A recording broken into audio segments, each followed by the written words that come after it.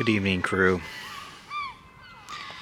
It is the evening of the 18th of April, year of our Lord 2025.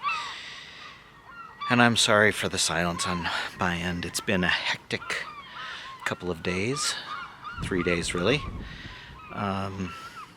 So I wanted to go back and give you a rundown of what has happened in the last 3 days. So, first of all, I think I left you with, we talked to this gentleman named Davith Ellis, who helped us with coming up with a way to try to pressure the scaffolding company. And so, let's see, on the 16th,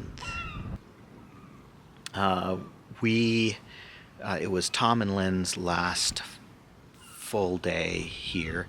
Lynn wasn't feeling well, so we took Tom and the Hawketts to Beaumaris. And after I walked in the morning with our neighbors, which was nice, as usual, Sarah didn't walk with us because she's feeling stressed because she hasn't been working enough. So she worked in the morning.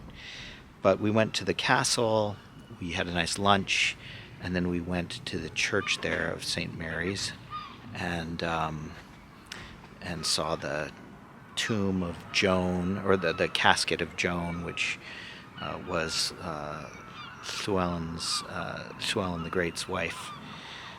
Anyway, had a nice quiet evening. It was a quiet day. No work on the house commenced, as one might believe.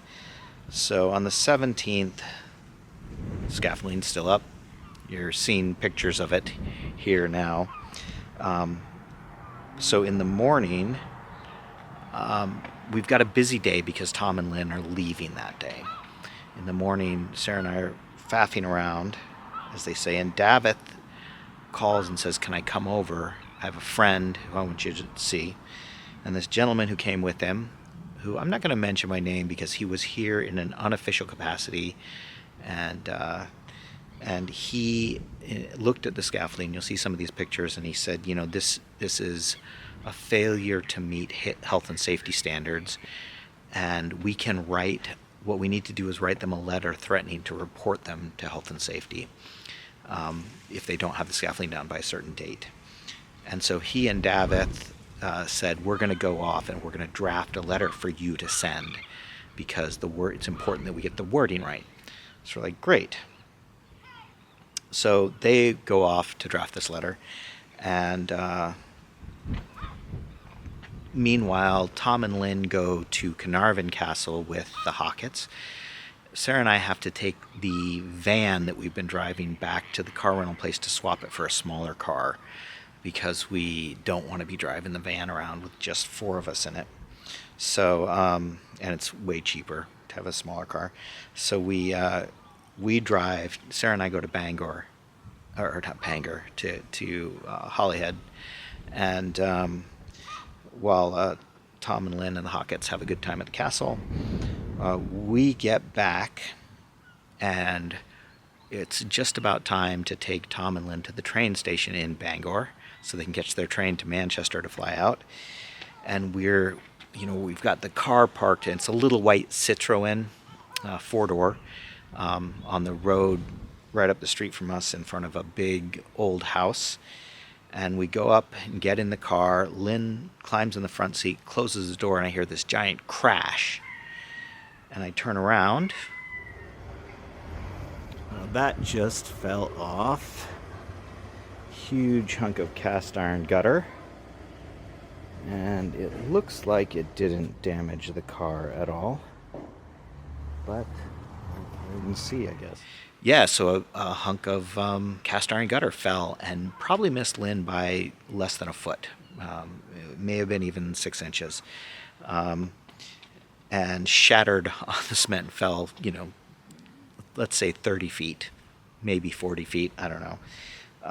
Very exciting. So it's kind of funny, we were driving out and I had to leave. Sarah tried to call the council, and of course nobody there responded. And then but I talked to one of our neighbors on the way out. I was driving out. I ran into him, Anthony, and told him, and he called the person who is listing the property is for sale, and he called the listing to tell them. And as far as I can tell, the only thing they did was come around and sweep up the pieces of smashed gutter on the ground.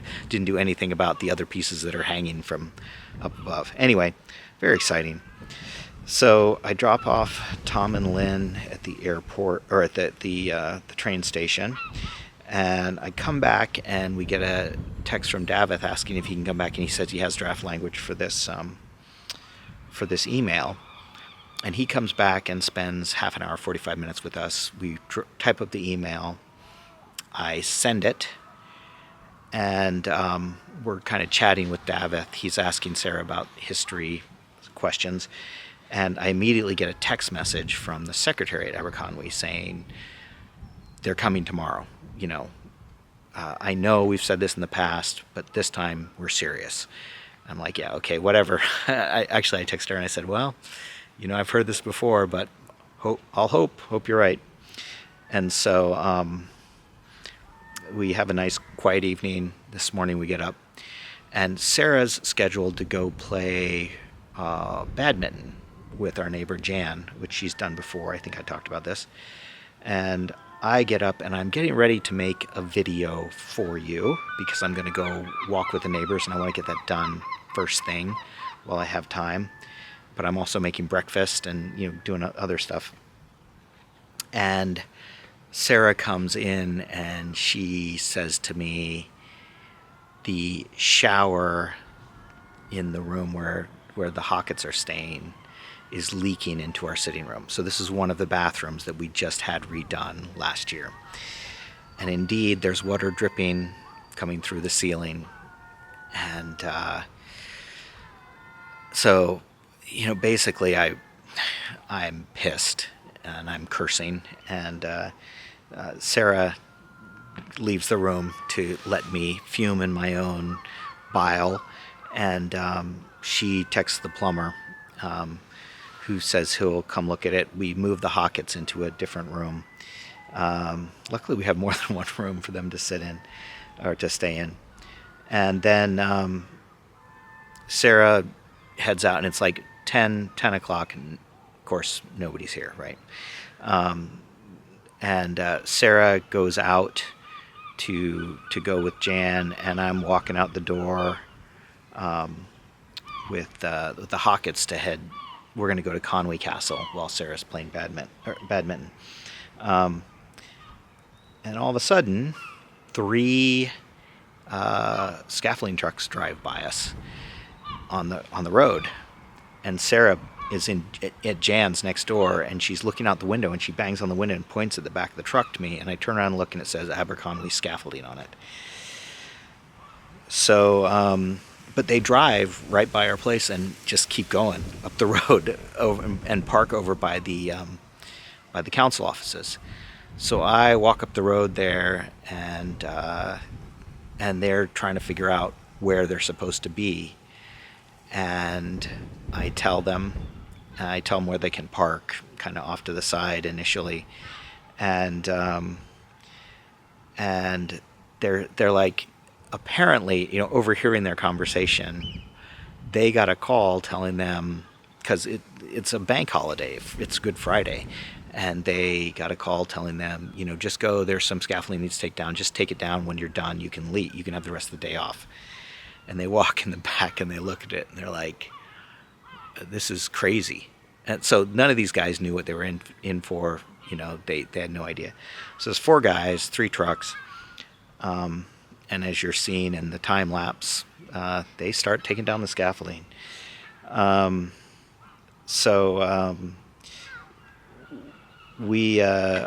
go to Conwy with the Hockets. We get back, I don't know, around 1 o'clock or something, and the guys have done quite a bit of work. They were pretty clear that there was no way they could get it all down today. But we made tea for them and served them cookies and tried to keep them happy. but they made some progress, and it's nice to have that progress, and the stuff they got down, that part of the back garden looks really, really great.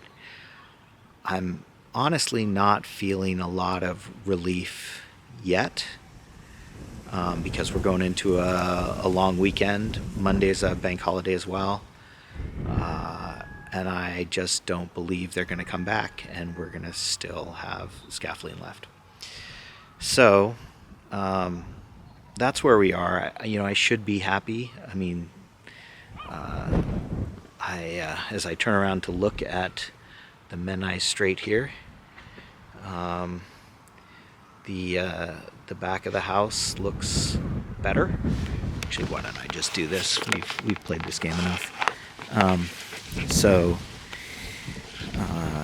Yeah, I don't know how much you remember, but there was scaffolding all along here and all along this side of the house, and they took down a lot of the upper scaffolding.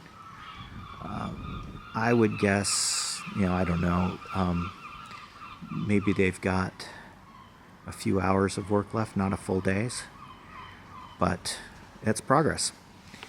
So obviously Davith and his friend knew the language that needed to be used to light a fire under them, and my hope is that in a few days that'll all be done.